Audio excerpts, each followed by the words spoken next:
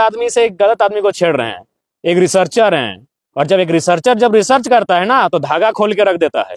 आप सिर्फ दुनिया को गुमराह कर सकते हैं, क्योंकि आप सांसद विधायक के दोनों भाई, तो आपका एक फैन तो आपके ऊपर लगाइए, एक भी साबित कीजिए, साबित कीजिए। नहीं, हम आरोप, हम आपको तथ्य दे रहे हैं, पत्रकार बंधु, हम आपको तथ्य दे, जांच करते हैं। मुंडेन का जांच कराइएगा, प्रीति इंटरप्राइजेज का जांच कराइएगा, खेमका का जांच कराइएगा, और अभी इंदू का।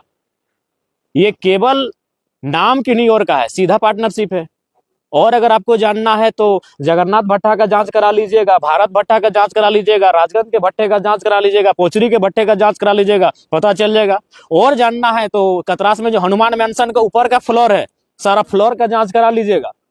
उज्जीवन जो बैंक है उसकी फ्रंट में जितना सारा जमीन उसका जांच करा लीजिएगा। लेडी डूमर में जो 1.5 किलोमीटर का जमीन है उसका जांच करा लीजिएगा। और कितना हम नाम ले रहे हैं, हम हनुमान मैंशन का नाम ले रहे हैं, हम 3 लोगों का नाम लिए। हम अभी उत्तर प्रदेश का जमीन का डिटेल आपको देंगे, वो बताए ना। जयराम महतो तो कहाँ है? मेरा बपोती संपत्ति है 4 एकड़ 87 डिसमिल, उसके बाहर बताए कोई? बताए हमको कोई भी बताए? या मेरे साथ रहने वाले संजय का फरजान जी, दीपक जी हैं, बताए कि इन्होंने, इनका भी ग्रोथ हुआ? बताए। ऐसे नहीं होता। आज वो देखिए, एक बात सीधा है पत्रकार बंधुओं, आज इस देश को लोग गुमराह करने लगे हैं धर्म के नाम पर। जब अखबार में एक दिन छपा था उनके पास कि 12,000 करोड़ की संपत्ति है, तब उनको किसी ने आइडिया दिया होगा कि अभी देश में राम जी का माहौल है, आप राम मंदिर का स्थापना कीजिए।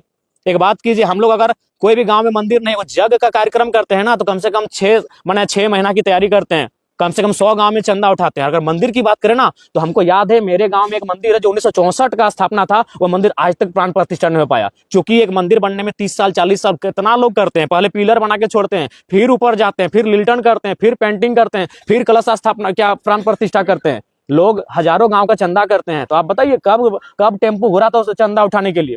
और नहीं तो फिर कहाँ से आएगा पैसा? धर्म आस्था का विषय है, सबको अपनी आस्था का सम्मान करना चाहिए। लेकिन मैं आज फिर कहूंगा, जब धर्म की बात कोई साधु करे, सुहाना है। धर्म की बात कोई पैगंबर करे, अच्छी बात है।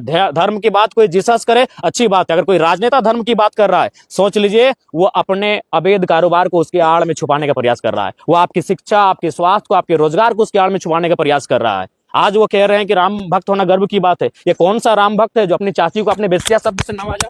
सार्वजनिक जगह पर बेस्या नहीं, बेस्या का जो विकृत शब्द होता है तो शब्द, ये कौन सा राम भक्त है भाई जो बेस्या शब्द अपने सार्वजनिक हजारों लोगों के बीच में मीडिया के सामने अपनी चाची को संबोधन किया?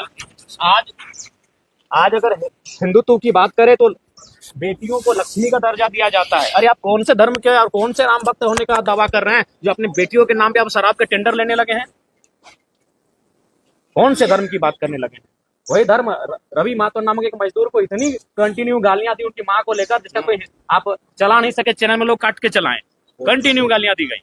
रवि महतो नाम के वर्कर को बाघमारा विधायक इतनी कंटिन्यू गालियां दी, उसमें कम से कम 100 बार उनकी मां को लेकर गालियां दी गई। और आप वही बोले तो अगर अपने अपराध को ढकना है आज की डेट में, तो भगवान राम जी का नाम लीजिए। और जनता भी, कार्ल मार्क्स ने ऐसे 150 साल पहले कहा था कि धर्म को लोग अफीम की तरह इस्तेमाल करेंगे। और बिल्कुल आज के राजनेता धर्म के नाम पर उसको अफीम से भी खतरनाक इस्तेमाल कर रहे हैं। उनके सोचने की शक्ति को शून्य कर दे रहे हैं।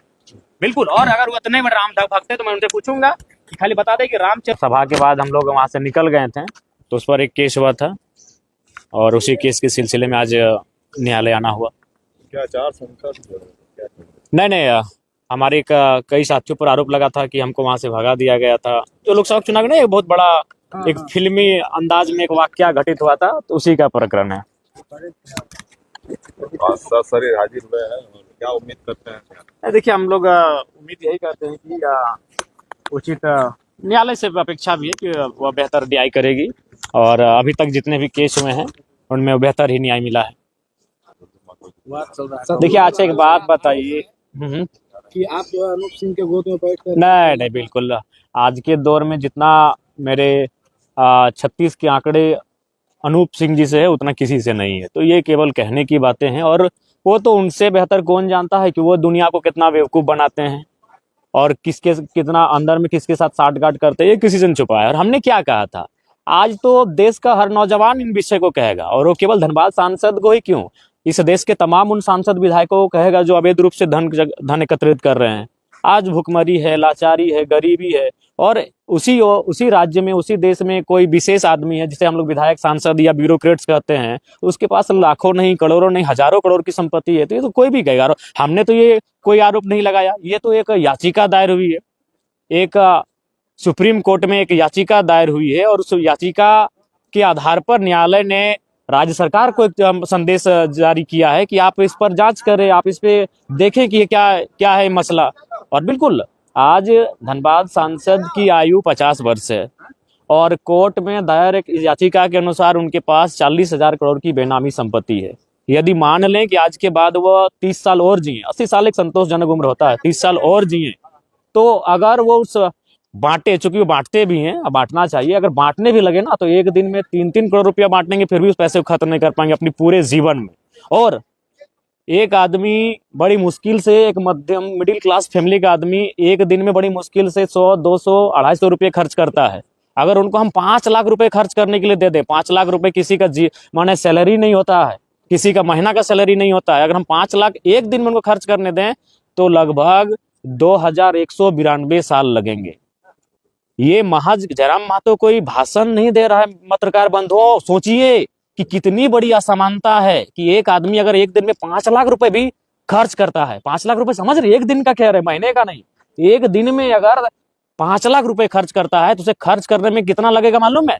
जितना अभी हम 2026 चल रहा है, यानी 2192 साल लगेंगे, माने 2000 साल से ज्यादा समय लगेगा खर्च करने में। सोचिए कितनी बड़ी असमानता बनी है। और ये हम नहीं कह रहे हैं, ये तमाम तथ्य कह रहे हैं, रिपोर्ट्स कह रहे हैं कि उनके पास 40,000 करोड़ की संपत्ति है। अगर उसे अब ये तो आप भी जानते हैं और हम भी जानते हैं, बता ही देते हैं। मुंडेन कंपनी का थोड़ा जांच करवा लीजिए। बड़ी फैन फॉलोइंग नहीं, पेड करते हैं लोगों को, फैन फॉलोइंग कुछ नहीं है। उनको अकेले कहीं जाने भेजिए, कोई मार्केट में कोई प्लेस में 2 आदमी नहीं, वो पेड जो लोग हैं वो मेरे बारे में लिख दे, कोई फर्क नहीं है।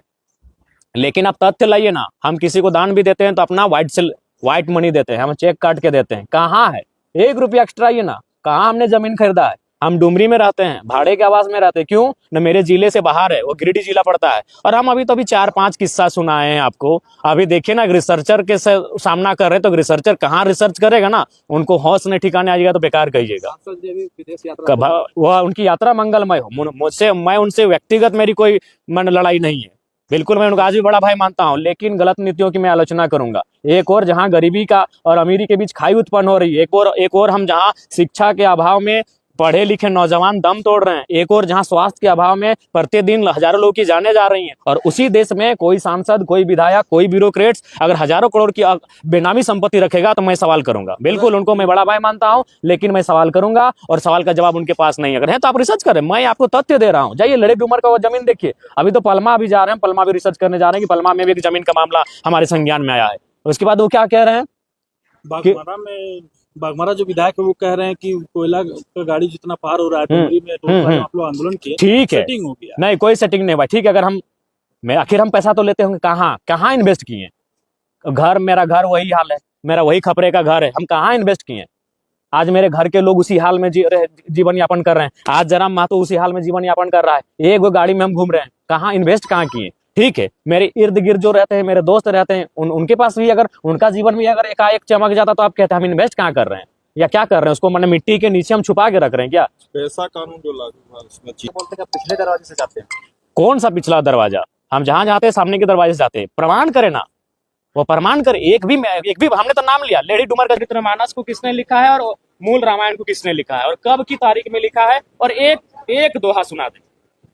राम भक्त है ना भाई, मैं दोनों भाइयों को जो अपने अवैध कारोबार को राम जी के आड़ में छुपाने का प्रयास कर रहे हैं, अपने एक धार्मिक माहौल में अपने अवैध कार्यों को छुपाने का प्रयास कर रहे हैं, मैं उन्हें सीधा आपके माध्यम से चुनौती देता हूं, एक पंक्ति सुना दे रामचरितमानस या रामायण का, और ये भी बताना कि रामायण वाल्मीकि जी ने कौन सा किताब लिखा है और गोस्वामी तुलसीदास जी ने कौन सा किताब लिखा है, यही तो बता दे वो, और कौन साल में लिखा है, अनुमानित किस साल में लिखा है। क्योंकि उस समय का एग्जैक्ट डेटा किसी के पास नहीं है, अनुमानित होगा कि भाई इस सदी में, इस सदी के मध्य में लिखा गया है या फिर इस दशक में लिखा गया है। उससे साल बता दे कि गोस्वामी तुलसीदास जी ने कौन सा किताब को लिखा है और महर्षि वाल्मीकि ने कौन सी किताब को लिखा है। सांसद जी के घर में सांसद विधायक जो है अब मेयर की भी तैयारी कर रहे हैं। वो ये तो यही, हाँ। अब राम जी को और एक बात, राम जी ने पूरे राजपाट का त्याग कर दिया, वो बागमारा का त्याग नहीं कर पाए। वो 6 विधानसभा यानी सांसद बन चुके थे और वो बाघमारा का त्याग नहीं कर पाए और कह रहे राम भक्त हैं। जी नहीं, राम भक्त आज के दौर में जो त्याग कर सके उनकी तरह, जो उनकी तरह मर्यादित हो सके, जो उनकी तरह आचरण रख सके, वो राम के भक्त है। जो उनके नाम पर अपने काले कारनामों को ढकने का प्रयास करे, गलत बात है। राम जी को भी आज लोग मोहरा बना रही है। बहुत दुख की बात है कि धर्म को लोग मोहरा बना रहे हैं और भोली भाली जनता उसमें उलझ जा रही है। मैं किसी भी धर्म और किसी भी आस्था के खिलाफ नहीं हूँ, लेकिन अगर कोई राजनेता अपने अवैध कारोबार को, अपने गलत कार्यों को, धर्म को मोहरा बनाकर ढकने का काम करेगा, तो मैं एक वैज्ञानिक युग में रहने वाला युवा जरूर मैं जनता को तो ये भाजपा जो है दलीय आधार पर जो चुनाव की बात कर रही है, लगातार हो जाना चाहिए। दलीय आधार पे हो जाना, हम सहमत हैं। भारतीय जनता पार्टी